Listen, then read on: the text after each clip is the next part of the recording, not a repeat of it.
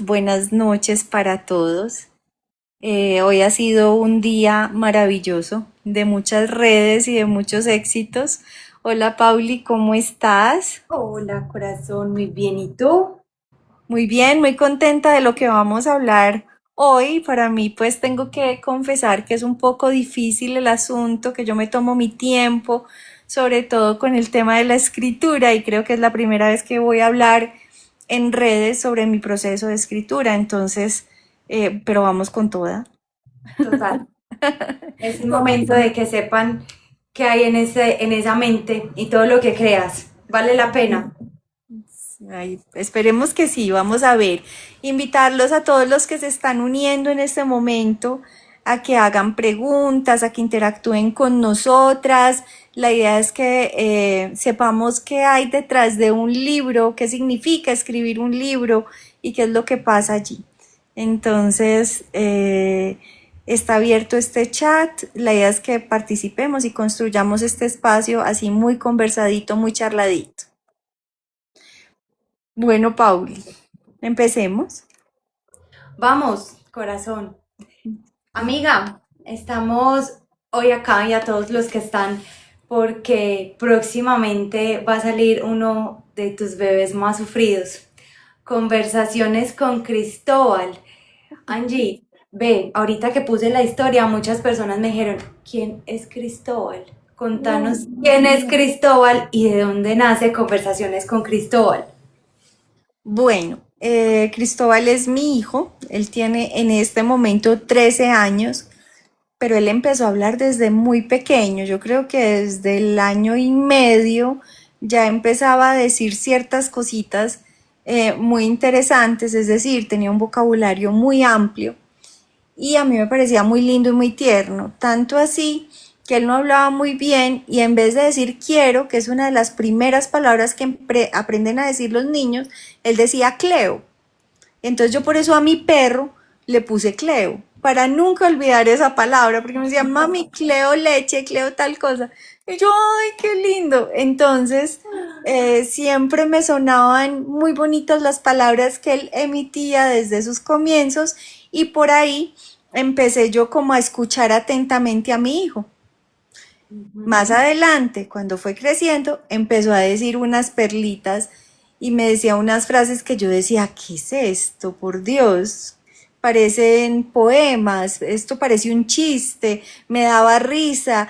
Entonces, no sé si a ti te tocó, Pauli, ese programa de Memo, ¿cómo es que se llamaba? Que era como de Sábados Felices o algo así, que era un señor que le hacía preguntas a los niños y se sorprendía de las Ah, sí, sí, sí. respuestas tan ingeniosas, tan creativas que daban. Bueno, yo me sentía un poco como él con Cristóbal, porque todo el tiempo era diciéndome unas cosas que me dejaban, pues me explotaban la cabeza. Yo decía, ¿qué? ¿Cómo se te ocurrió eso? Esto tan profundo, tan trascendental, eso tan chistoso. Bueno, así nació. Entonces empecé yo a decir, claro, le pongo el nombre a mi perro de Cleo para no olvidar eso. Y cuando empiezo a soltar estas perlitas, yo decía, ¿cómo las guardo? Es que yo no quiero que se pierdan. Y empecé a escribirlas en Facebook y en Instagram. Y empecé a recopilarlas, empecé a escribir lo que él decía, tan, y le puse así, conversaciones con Cristóbal, y escribía la frase. Y eso empezó a tener un montón de likes y un montón de comentarios. Yo no me lo esperaba y yo no lo estaba haciendo con esa intención, simplemente era guardar el recuerdo, no más. Cuando por allá me decían, ay no, ese Cristóbal tan lindo, tan chistoso. Una vez escribió algo sobre un presidente, entonces un amigo me dijo, ese presidente sí me representa, que no sé qué. Y por allá otras personas que sabían que a mí me gustaba escribir, me dijeron, oíste, ¿vos por qué no escribís un libro con lo que te está diciendo Cristóbal? Y así empezó. Así iniciamos este viaje de conversaciones con Cristóbal. Me empecé a plantear de, bueno, ya guardé lo que él me dice, que me parece tan espectacular, ahora, ¿cómo lo convierto en libro? Y eso fue otra cosa, pues, que pasó por todas las etapas. Yo dije, ay, qué dicha, voy a hacer un cuento infantil. Ujú. Voy a escribir un cuento infantil. Escríbalo pues. Yo creo que los retos literarios más difíciles es escribir literatura infantil, porque como tú bien sabes, la etapa de desarrollo de los niños son muy simbólicos. Ujú. Entonces uno como adulto pierde esa sensibilidad de encarnar esos arquetipos o esos símbolos que los niños los entienden perfecto. Póngase pues a la tarea de escribir un cuento infantil. No, para mí todavía es un reto. En estos días estoy pensando en escribir un cuento infantil sobre Chapola, una burrita, pero ahí estoy leyendo un montón sobre arquetipos, sobre simbología, porque no es tan sencillo como uno pensara, ¿sí? Porque es para niños, no, es completamente Y complicado. además en su momento parte del reto también fue cómo lo íbamos a ilustrar, ¿no? O sea, esto cómo se ilustra y cómo se hace. Contanos un poquito de eso porque, bueno, Conversaciones con Cristóbal lleva mucho tiempo gestándose, pero yo ingresé a este proyecto hace como 3 años y medio. Y empezamos con el tema de cómo, imagínense, 3 años y medio, llevamos un montón con Paulina, el... tanto. Sí. Entonces, contanos, Angie, cómo fue ese tema de quién lo ilustra, cómo funciona, qué se hace, cómo dejó de ser una idea de cuento para niños a ser un libro para papás. Eso fue la segunda parte de esta historia. Bueno, no pude escribir un cuento para niños. ¿Qué hago? Listo, tengo la super idea. Vamos a hacer las frases, ilustremos cada frase y que sea un libro ilustrado de las frases de Cristóbal. Ah, bueno, ¿quién lo ilustra? Y yo, María Paulina. Y yo, Pauli, tengo una idea. Yo creo que Pauli, cuando yo te digo eso, ¿tú qué piensas? No, cuando, no sé, es que siempre que me tienes tus ideas, primero, ella cuando tiene las ideas, primero me manda 80 audios. Antes me asustaba, ya sé que está en un episodio creativo, loco, psicótico, ansioso, entonces ya no me preocupa, pero por lo general siempre te digo que sí a todo. Entonces, Pauli se asustó, escuchó y dijo, hágale pues. No, eso fue un voltaje muy pesado porque creo que es lo mismo, traducir las palabras en imágenes, pues es algo muy difícil. Entre tanto, yo hablaba mucho con María Paulina y con Alfredo Madrid, que es el editor que siempre pues me ha ayudado en mis publicaciones. Y Alfredo, en una de las conversaciones, pues yo hablo con ustedes dos aparte, pero no recuerdo bien quién me lo dice, me dijo, ¿y por qué no es Cristóbal quien ilustra?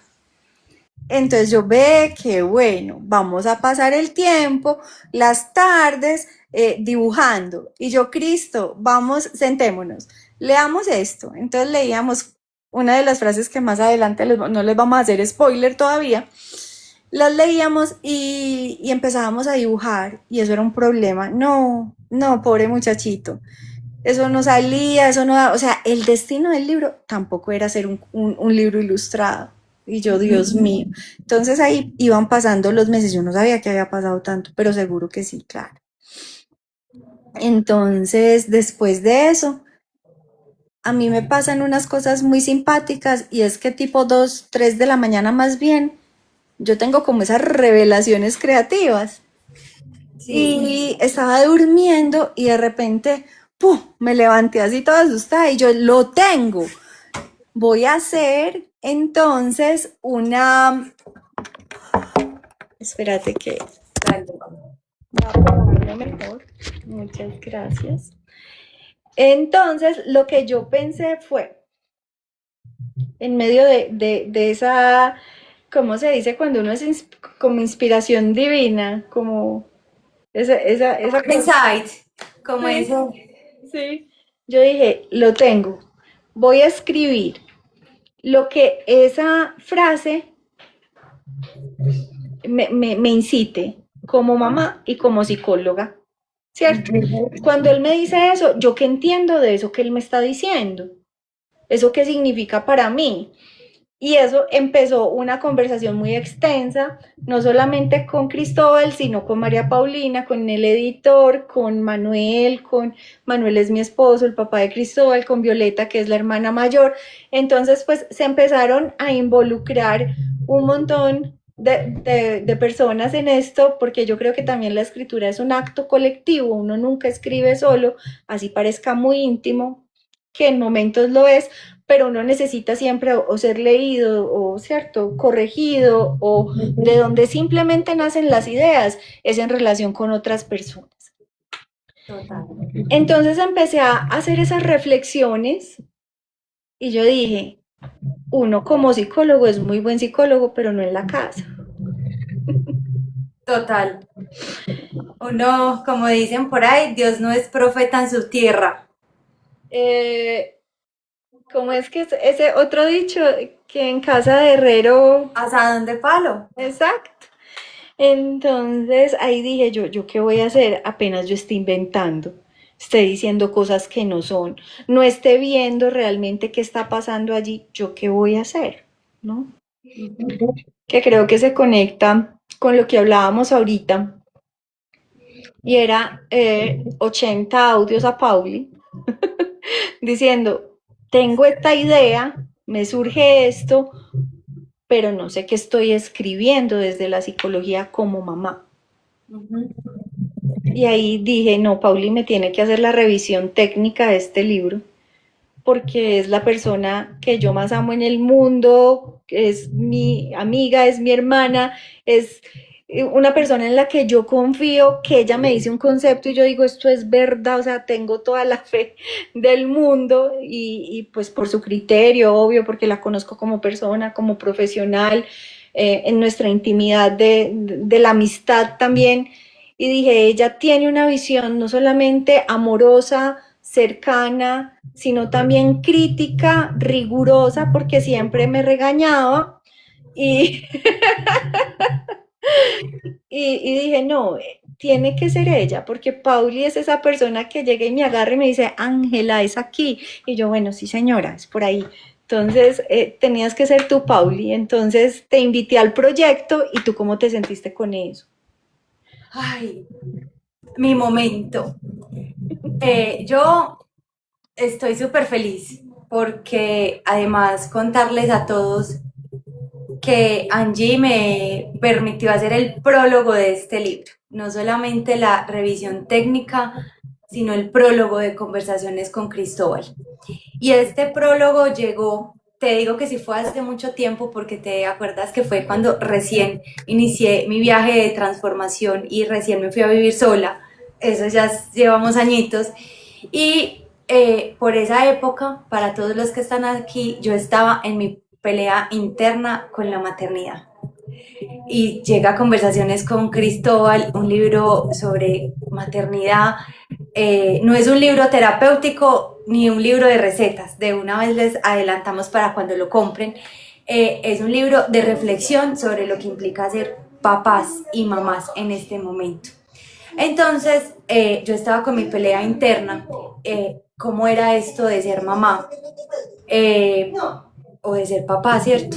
Yo me decía a mí misma, y si no funciona, y cómo es eso de dejar de ser exitoso y tener un hijo, y eso que tanto duele, y eso cómo es, y yo pensaba un montón de cosas sin sentido. Yo pensaba en un parto, yo pensaba en qué pasa si un papá se va, si un papá no está, y entonces si me quedo yo sola, y entonces me sacrifico por mi hijo, y entonces qué tan difícil puede ser, y si no lo hago bien, y me llené de miedos y un montón de cosas en la cabeza antes de Conversaciones, y yo estaba negada.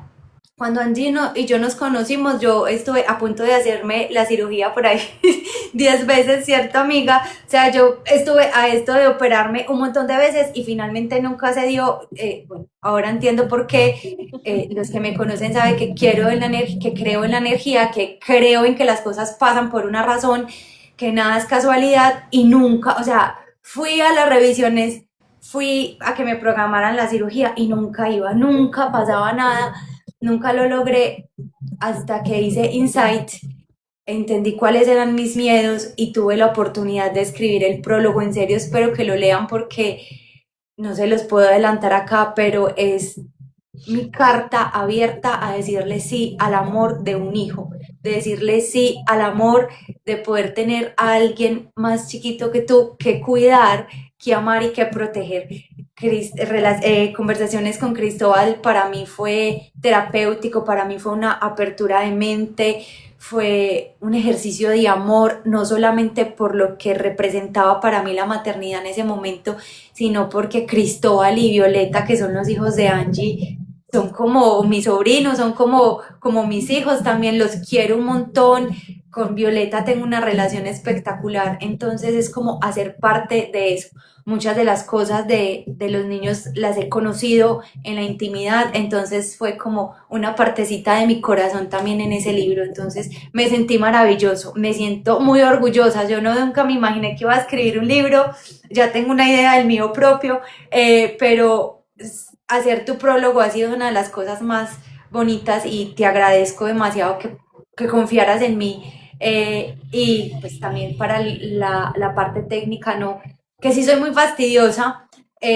Angie se encarga del tema de la ortografía y de la forma, pero con lo psicológico sí la molesté mucho, porque claro, lo que pasa es que cuando ella escribe y escribe desde esa postura, se puede percibir como que son asuntos de la psicología y es en realidad ella como madre quien habla y da muchas percepciones. Entonces lo que hicimos en este trabajo fue lograr construir, cuando hablábamos netamente de psicología, cuando dábamos información, que la psicología sí estuviera ahí de forma rigurosa y clara, porque también comprendimos a un punto que es una psicóloga que lo escribe, una psicóloga la que lo corrige, no queremos dar tampoco información falsa y no queremos que se entienda que esa forma en que Angie ha vivido la maternidad la tienen que vivir todas, sino que es como ella lo ha interpretado, como lo ha entendido, lo que ella puede decir como mamá, lo que puede recomendar como mamá, y de este lado es, bueno, vamos a revisar también como psicólogos qué podemos recomendar y qué podemos decir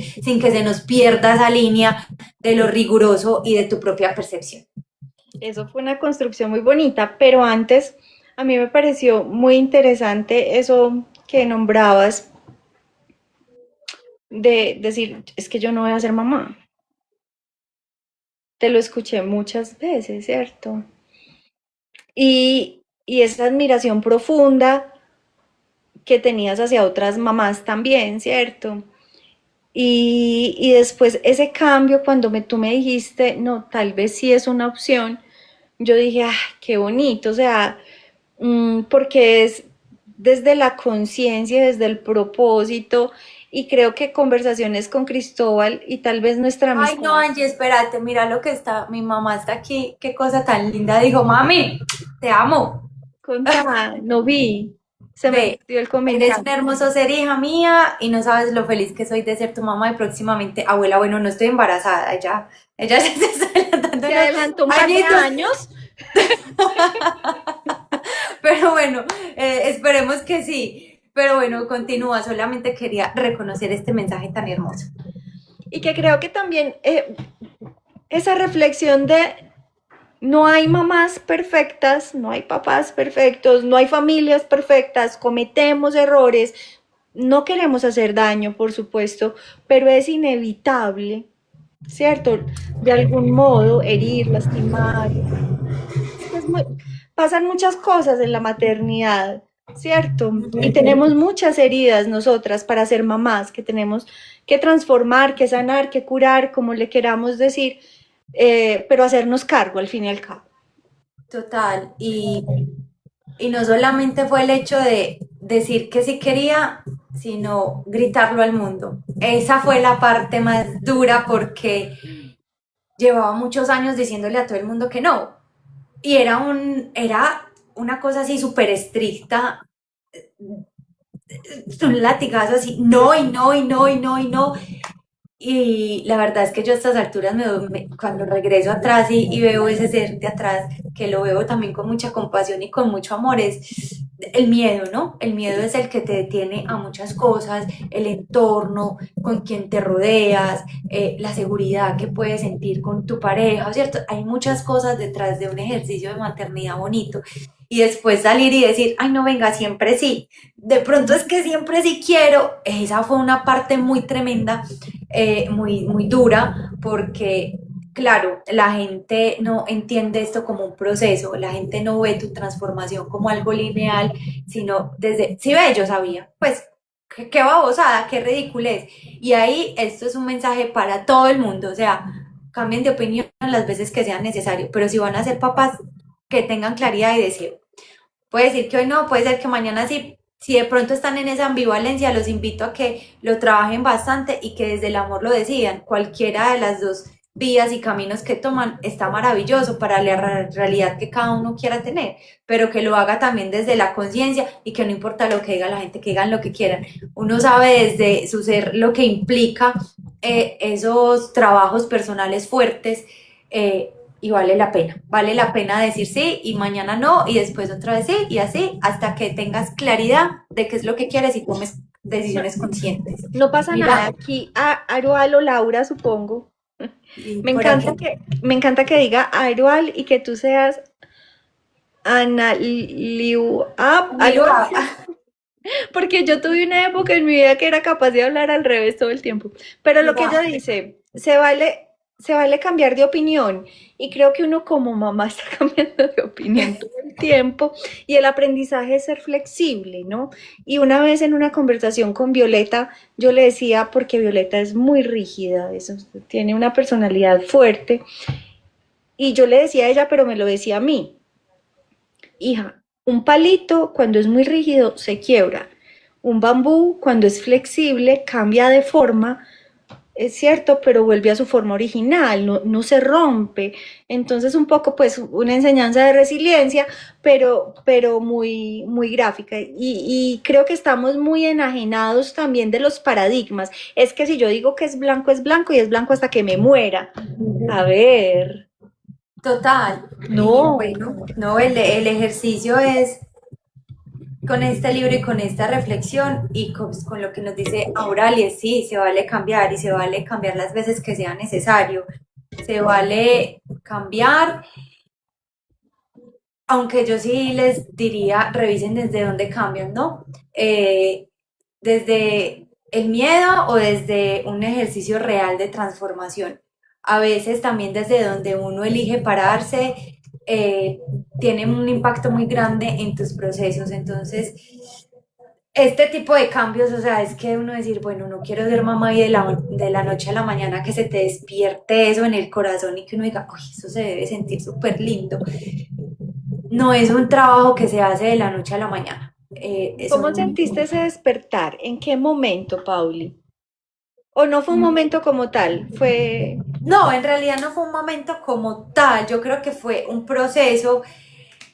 Eh, yo hablaba eso esta mañana, justamente esta mañana, y les decía que los seres humanos literal somos el perro de Pablo.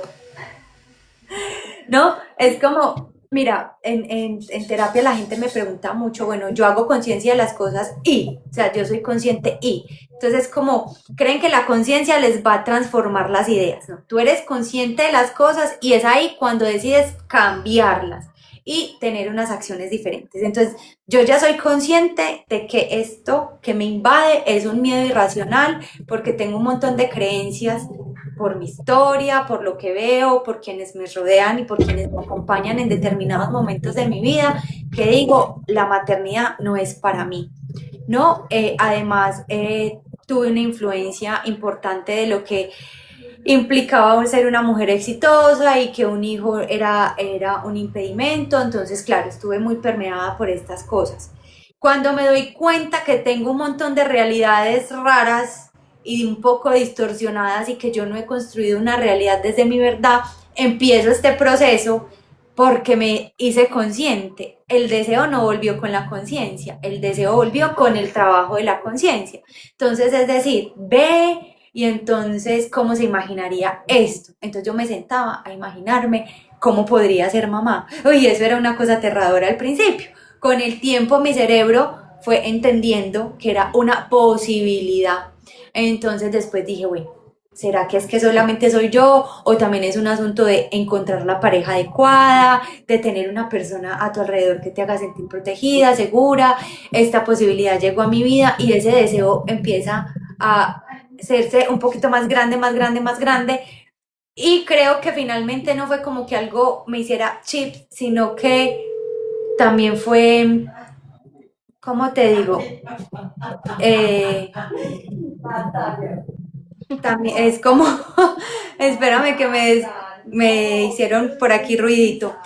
Fue algo instintivo, Angie. Yo creo que el deseo instintivo llegó.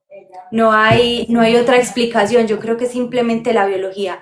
Ese deseo instintivo llegó a mí y se quedó y lo empecé a recibir con amor y ya, no hay lío, o sea, muy bacano. Ha sido una cosa, para todos les quiero decir, hoy me destapo, ha sido una cosa bacanísima, me encanta. Y sabes que, Angie, si sucede, maravilloso. Y si no, maravilloso. O sea, estoy en ese punto de la vida en que lo que me pase vale, lo que me pase es rico, lo que me pase lo recibo con amor y como una bendición.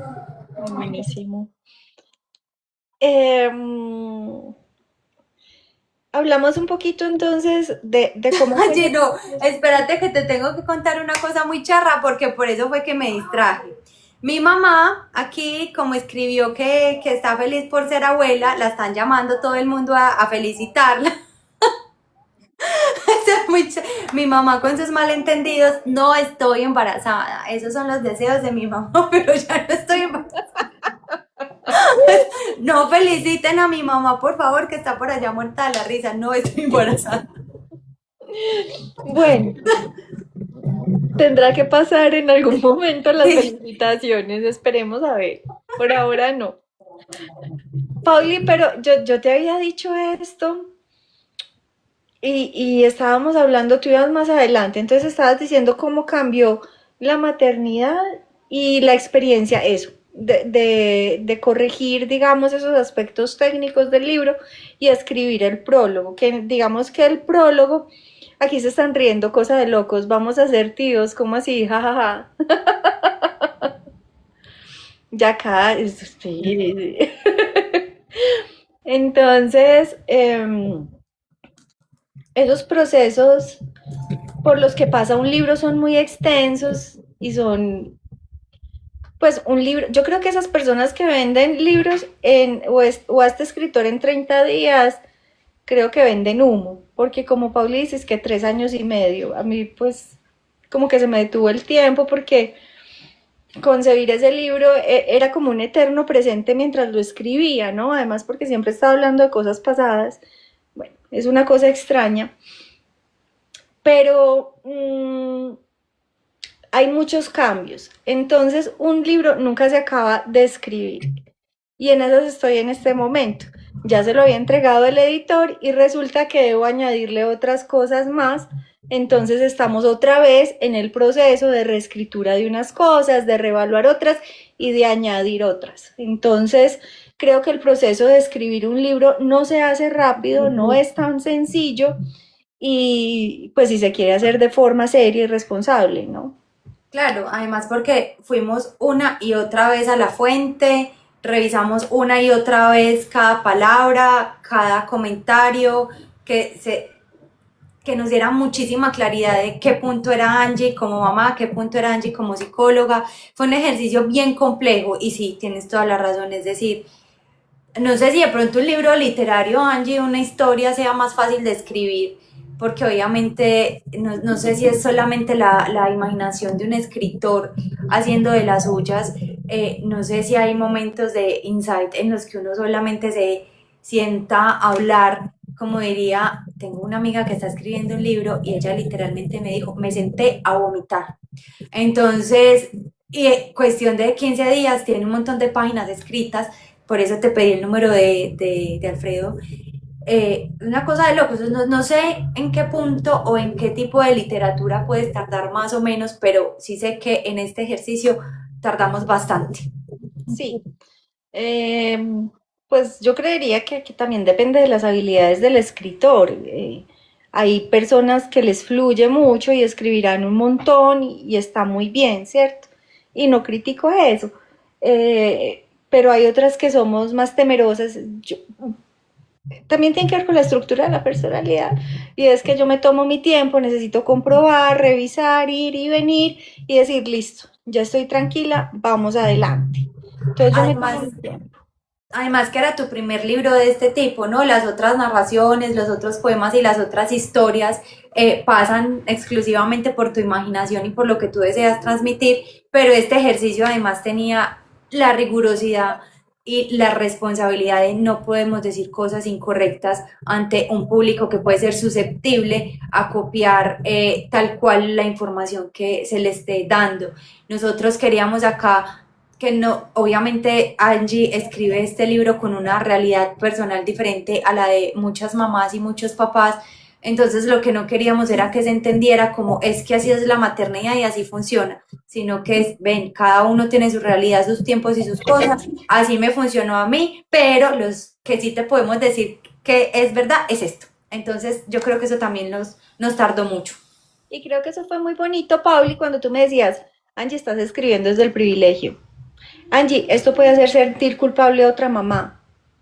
Y yo, ay, tienes toda la razón. Y entonces, ¿cómo lo volteamos?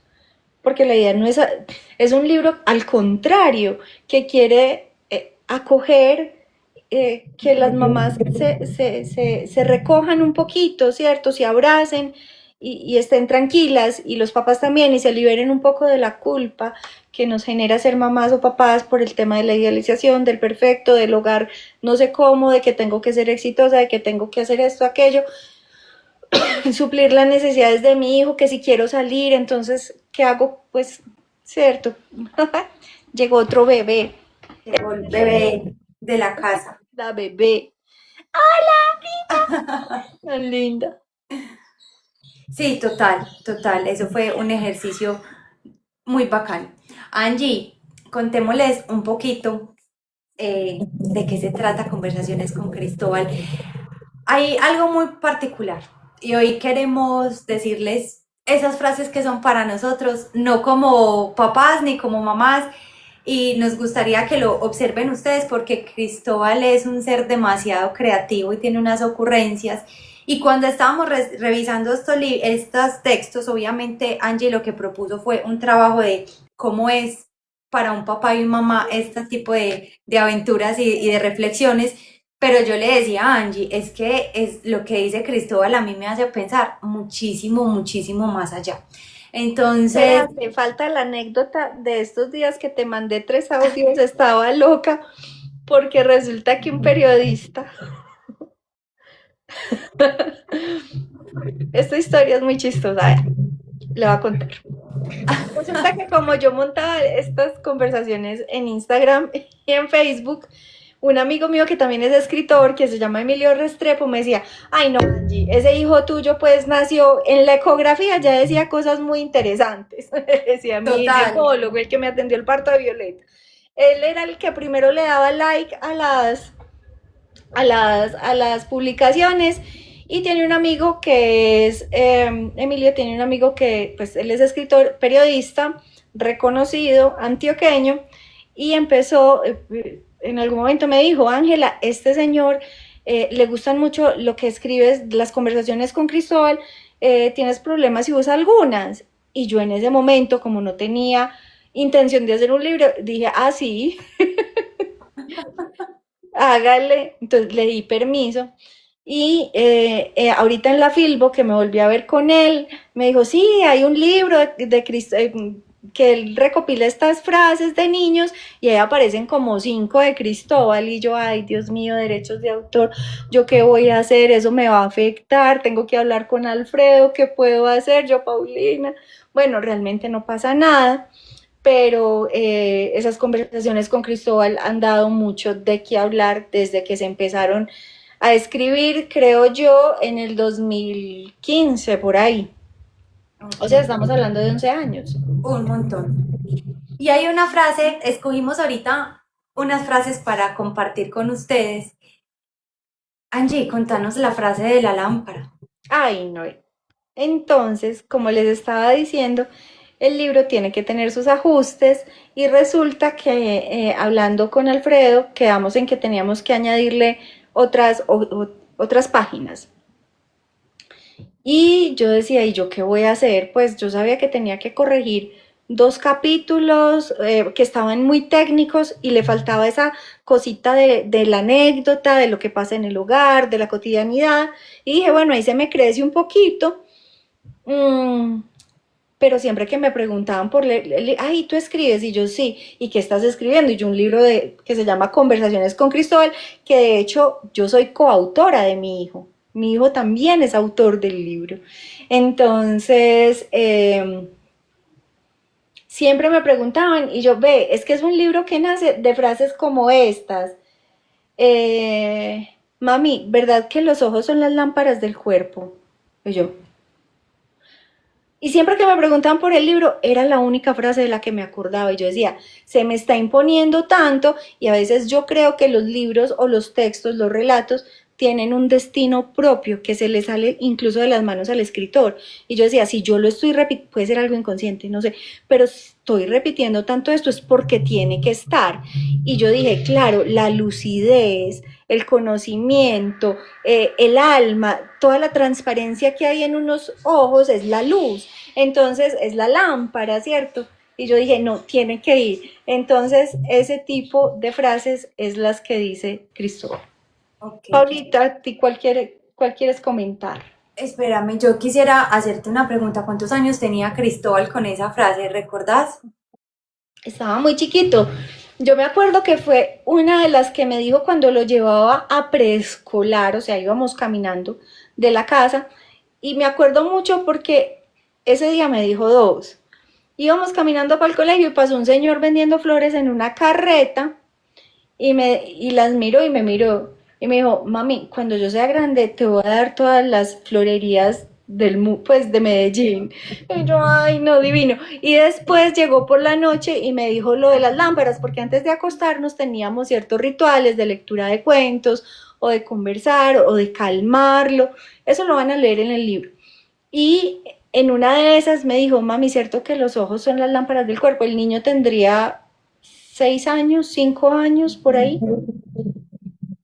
Es una locura y pues no sé de los que están acá quiénes son papás o mamás y si nos quieren compartir alguna de las anécdotas con sus hijos. Pero pregunto lo de la edad porque tendemos a omitir mucho la información de los niños. Entonces, es decir, a mí esa frase me parece súper impactante como muchas de las otras frases de Cristóbal. Cuando uno permite bajarse a los ojos de un niño y decir, como un niño de 6 años llega a decir es que los ojos son los ojos son las lámparas del cuerpo. Es una cosa demasiado interesante y proyectiva, además, desde la psicología es solamente traten de entender el mundo interno de un niño, cómo refleja que a través de sus ojos él va a dar información, que a través de los ojos la gente entrega luz, que además también, mira, mi hijo a los 5 años decía alienígenas, a los alienígenas. Maravilloso, es tan Maravilloso, divino. divino, es hermoso. Yo Eh, tengo que contar algo de ahí, Pauli, perdón. Y es que yo a Violeta y a Cristóbal cuando decían ese tipo de cosas nunca los corregimos. Y Violeta me regaña. Es que mami, yo ya estoy en la universidad y digo amárgaro en vez de amargo. Yo pensé que siempre se decía así. Perdón. Esas son las cosas que no están en el libro porque no las puedes hacer tampoco. O sea, te puedes Buenísimo. reír, pero después con amor le dices cómo se dice bien, porque Ay, imagínate genial. Violeta en la universidad aprendiendo una palabra Amargo, o sea. amargo. Miren, una de las frases para mí más impactantes que están dentro del libro es cuando esta conversación se las voy a leer. Hijo, acuéstate, que mañana tenemos que ir al colegio. Él responde con ganas de seguir jugando. Mami, ¿me vuelves a enseñar a dormir? Es que ya se me olvidó.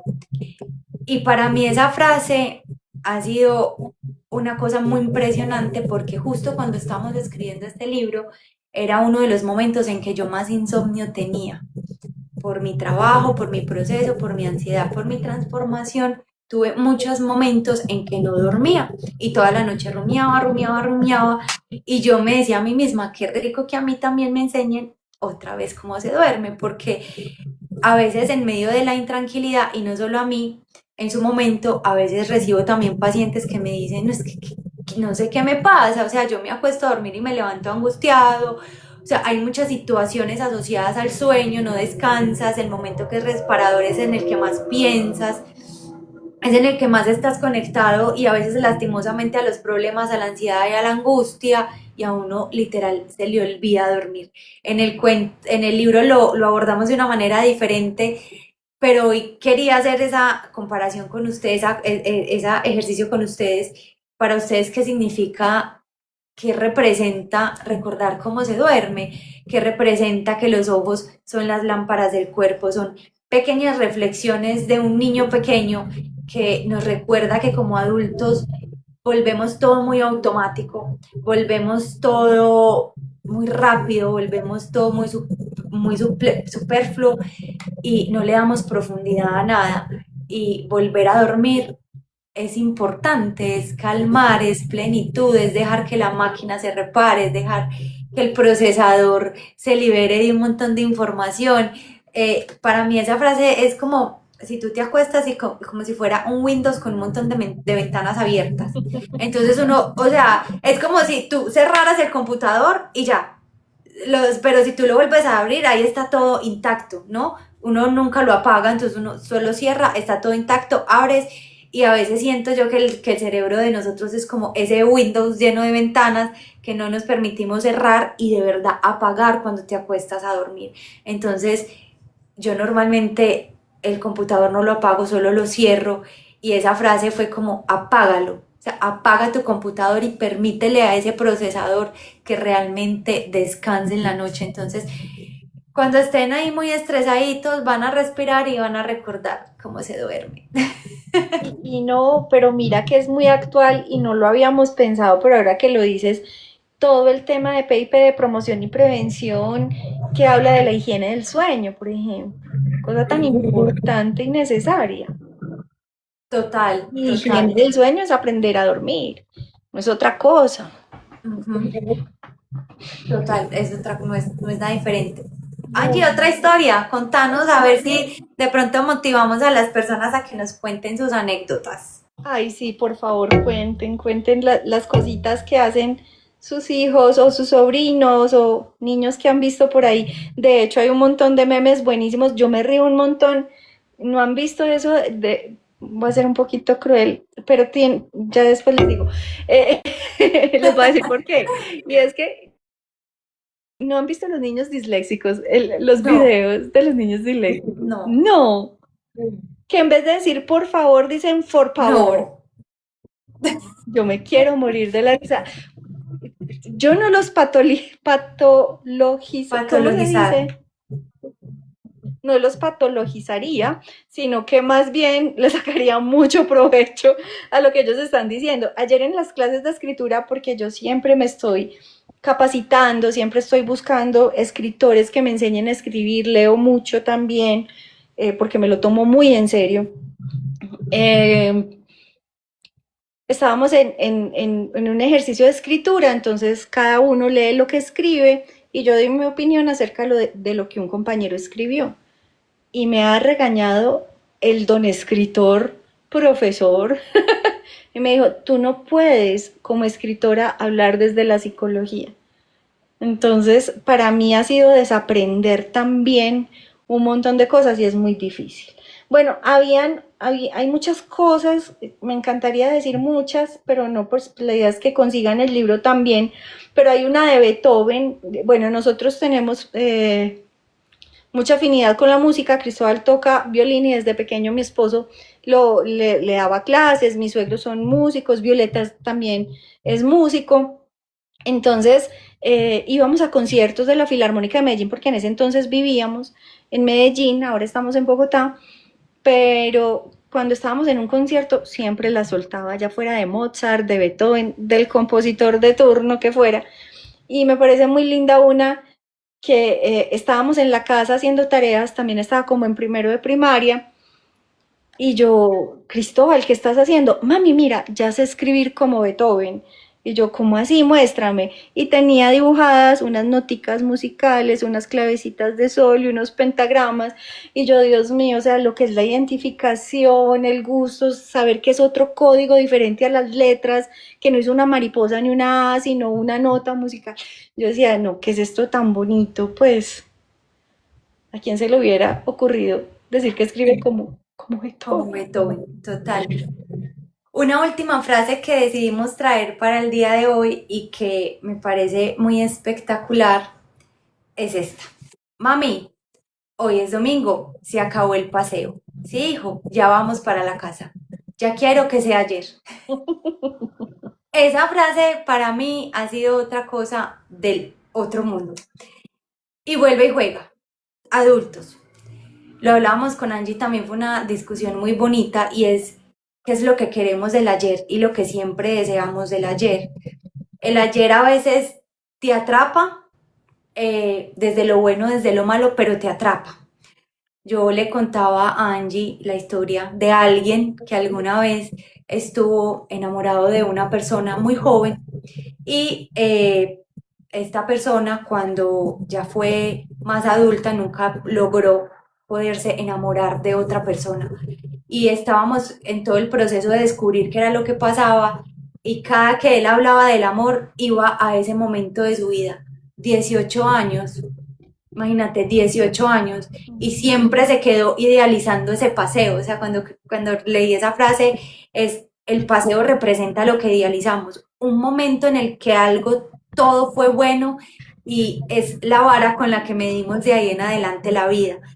El pasado, ese ayer, esas añoranzas, eso que no dejamos ir, eso que no soltamos, eso que nos genera apego, bueno y malo, ¿no? Porque a veces también ese pasado son recuerdos. El paseo no necesariamente tiene que ser bueno, el paseo también puede ser algo malo, pero es como desde allí el pasado nos absorbe y nos ancla a ese lugar y no nos deja proyectarnos de una manera diferente en el futuro, pero tampoco nos deja habitar con mucha claridad el presente, porque todo lo estamos comparando desde esos lugares.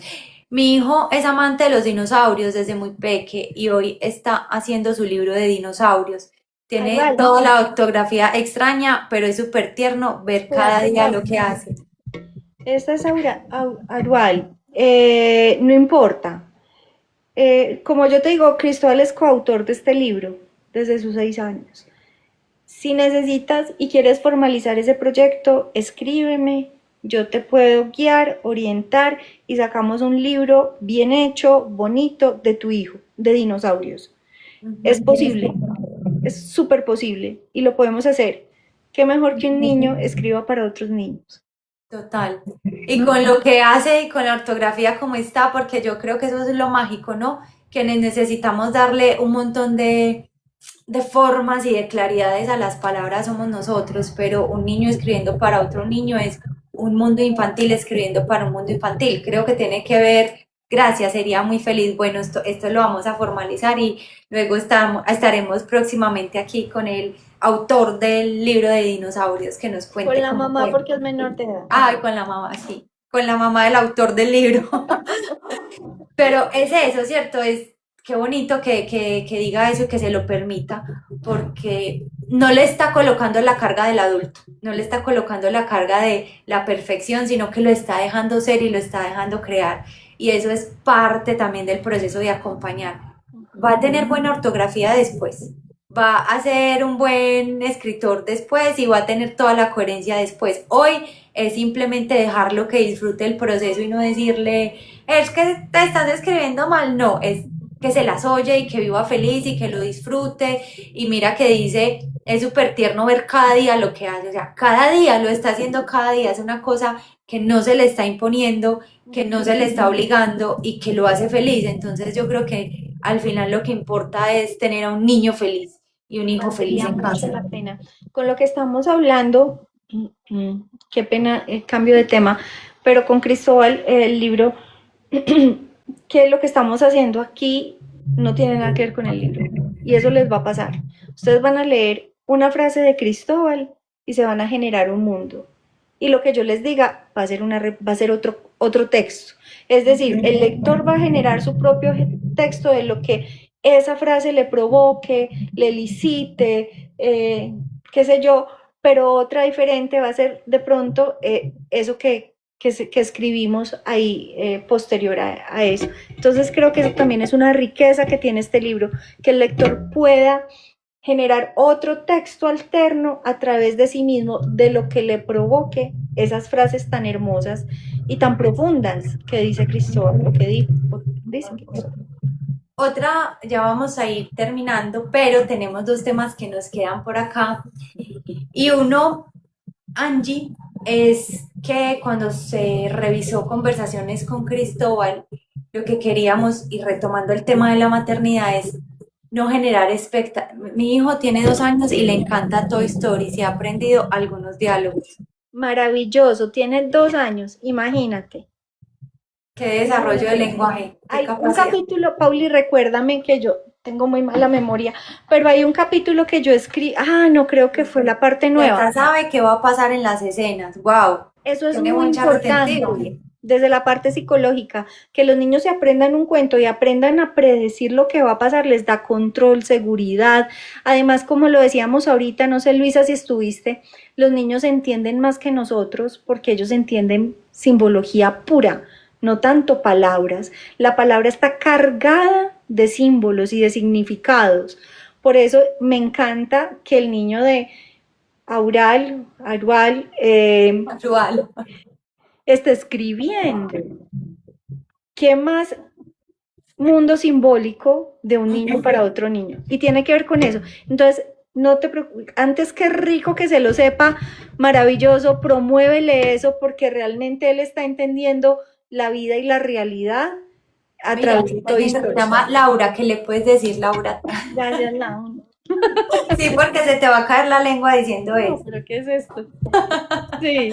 Y hasta sabe qué va a pasar en las escenas, eso es maravilloso, que pueda predecir, eso es un aprendizaje importantísimo, porque frente a un evento en la vida más adelante en su vida, va a saber qué probabilidades, qué puede pasarle. Entonces eso es muy protector, me parece maravilloso. Los Y abuelos repite le las compraron a Woody, mira, los abuelos le compraron a Woody y no lo suelta para nada y le dice Gugui. Gugui. Gugi. Listo. Bueno, yo no sé, Gugi, Gugui, no sé, no sé. Eso Y está muy bien. el tema, retomando lo de la simbología, interesante, Angie, para el tema que vamos a hablar ahora. Lo simbólico del mundo infantil y lo simbólico del mundo adulto, ¿no? A ver, los niños están llenos de símbolos, como les dice Angie, porque básicamente así es el proceso del aprendizaje de la lengua materna, ¿no? Por eso es que anda todo este tema del input comprensible cuando la gente está aprendiendo un nuevo idioma, porque te dicen llénate de significados simbólicos para que te ayuden a asociar el sonido con lo que implica. Ya nosotros no somos tan capaces de eso, nosotros ya recurrimos un montón a la memoria para poder aprender nuevas cosas, los niños no, los niños no tienen ningún idioma inicial, les toca, o sea, es una obligación aprender a través de la carga simbólica. Pero resulta que cuando vamos creciendo, esa carga simbólica se nos vuelve común y repetitiva y ya no entendemos una cosa diferente porque ya nos volvemos fluidos con las palabras y ya sabemos qué significa sin ninguna dificultad. Pero cuando estamos adultos, toda la historia que tenemos de ahí para atrás, todo lo que vimos cuando éramos niños, toda esa forma que llegó, todas esas historias que vimos, todos esos procesos en mamá, en papá, en los tíos, en los abuelos, en los amigos, en las familias de nuestros amigos, nos llenan de cargas y significados. Y entonces aparece en nuestra vida la vida adulta y aparece la maternidad y la paternidad. Y llega con un mundo simbólico también muy fuerte. Y en este ejercicio queríamos hablar sobre cómo se idealiza a veces este ejercicio. Angie, cuéntanos desde tu perspectiva cómo esta carga simbólica genera idealizaciones en la crianza. Sí, y creo que es un tema que se ha hablado no solamente desde la psicología, porque cuando estabas diciendo, recuerdo por ejemplo a Wittgenstein, a Lacan incluso, que hablan de significado significante, por ejemplo. Entonces siempre una palabra está cargada de, yo le digo árbol y usted se imagina un árbol, es así de sencillo. Yo le digo mamá y usted se imagina una mamá, pero una mamá cuando somos adultos con todo lo que eso implica, con tus vivencias, con tu experiencia como hija, como tu experiencia como tía, como tu experiencia viendo a otras mamás educar a sus hijos. Y de ahí uno empieza a pensar, listo, yo no quiero cometer los mismos errores que mi mamá cometió.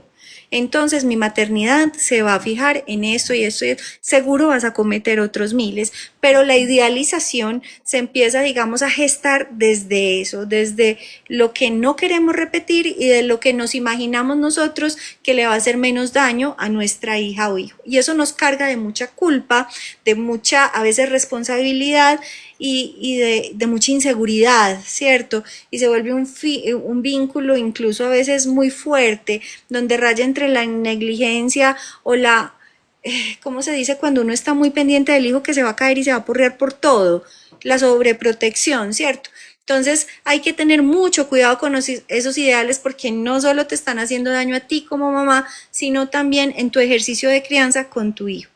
Entonces eso lo tenemos que replantear y un poco el libro invita a eso, ¿no? Como mira, este es mi caso, esto fue lo que me pasó, tu caso no puede ser igual, no somos perfectas, pero esto podría funcionar en algún momento. ¿Y qué es lo que puede funcionar? Acercarte a tu hijo, que él no te vea tan bien, porque los hijos nos ven como dioses, como, no, somos humanos, somos gente de a pie, que nos equivocamos y decirle, hijo, perdóname. Creo que empieza a desmontar ese ideal que creo que genera mucho daño los ideales en las relaciones en general, ¿no? No solamente como mamá. Total, de hecho, yo creo, retomando el asunto de lo que traes cuando estás chiquito al ejercicio de la maternidad, a mí me parece muy loco porque pues algo así planteaba Freud cuando habla de por qué las personas que recién conoces te caen mal, pues poniéndolo en palabras más humanas, y él decía, o es porque es todo lo que eres, y no es igual que tú, es todo lo que tú eres que no quieres ser, o porque es todo lo que tú quieres ser y no eres. Entonces cuando uno llega a este ejercicio y ve a muchas mamás en terapia y pues lo que uno logra encontrar en el día a día, es una carga de o muchos miedos o es así se hace porque a mí conmigo lo hicieron así y yo estoy vivo y nada me pasó. Entonces, o repiten tal cual todo el patrón y hay violencia y hay gritos y hay amenazas y no sé qué, y castran ideas y castran percepciones y momentos y ilusiones, o son al contrario completamente permisivos y liberales ante lo que los hijos desean y quieren sin poner límites también adecuados.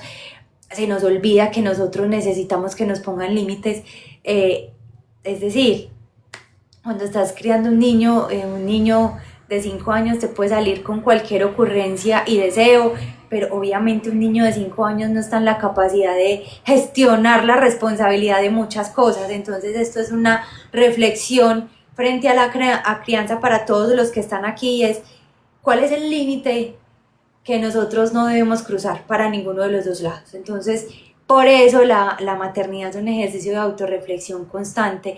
No es ni cómo te criaron a ti, ni cómo nos dicen idealmente que deberíamos de criar. Es cuáles son los límites que tú como mamá sientes que no se pueden pasar. Les voy a poner un ejemplo muy absurdo. Es que si el niño de 5 años les dices que yo quiero una casa y un apartamento, pues puede ser que ustedes tengan todo el dinero para la casa y el apartamento, pero un niño de 5 años no tiene cómo coger maleta y hacerse cargo de lo que implica una casa y un apartamento, ¿cierto? Entonces, un niño no tiene cómo hacerse cargo de lo que implica comer un montón de azúcar. Un niño no tiene cómo hacerse cargo de lo que implica estar en la calle hasta altas horas de la noche.